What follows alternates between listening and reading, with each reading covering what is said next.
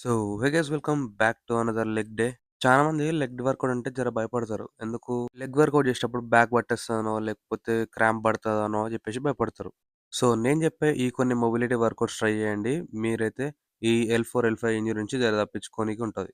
So, generally ఈ back pain అనేది ఎందుకొస్తదంటే, నువ్వు ఈగో లిఫ్టింగ్‌కి పోయి హెవీ వెయిట్స్ లిఫ్ట్ చేసినప్పుడు, లేదంటే నీ లోవర్ బ్యాక్ మజిల్ వీక్ ఉన్నప్పుడు, లేదంటే నీ లోవర్ బ్యాక్‌ని నువ్వు మంచిగా స్ట్రెచ్ చేసి ట్రైన్ చేయనప్పుడు. ఫస్ట్ ఆఫ్ ఆల్ ఈ లోవర్ బ్యాక్ మజిల్ ఎందుకు వీక్ ఉంటది?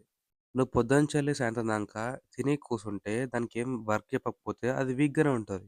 మళ్ళా నువ్వు దాని మీదనే పోయి సీదా హెవీ వెయిట్స్ లేపుతా అంటే నడ్డిరగొట్టి ఇంట్లో కూసోబెడతదది. సో, ఇది అవాయిడ్ చేయాలంటే ఫస్ట్ మెయిన్ థింగ్ వచ్చేసి స్ట్రెచింగ్. దీనివల్ల యూజ్ ఏంటిదంటే అక్కడనే అట్కాయించిపోయిన మజిల్ ఎలాస్టిక్ లాగా సాగి మళ్ళా కంప్రెస్ అయితది. ఆ స్ట్రెచింగ్ వర్కౌట్స్ వీడియో స్టార్టింగ్‌లో ఒక 4, 5 వర్కౌట్‌లు చూస్తే మీకు అర్థమైపోతది. సో, ఈ మొబిలిటీ వర్కౌట్ నువ్వు చేసిన తర్వాత నువ్వు వర్కౌట్ స్టార్ట్ చేస్తే అప్పుడు నీ మజిల్ మీద జర ఇంపాక్ట్ పడతది. ఎట్ ద సేమ్ టైమ్ నీ ప్రోగ్రెస్ ఓవర్‌లోడ్ చేయనీకే అది నీకు మస్తు సపోర్ట్ ఇస్తది. సో, ఈ స్ట్రెచింగ్ ఫాలో అయితే మీకు చాలా మటికి L4, L5 ఇంజ్యూరీస్ అనేది తగ్గుతాయి.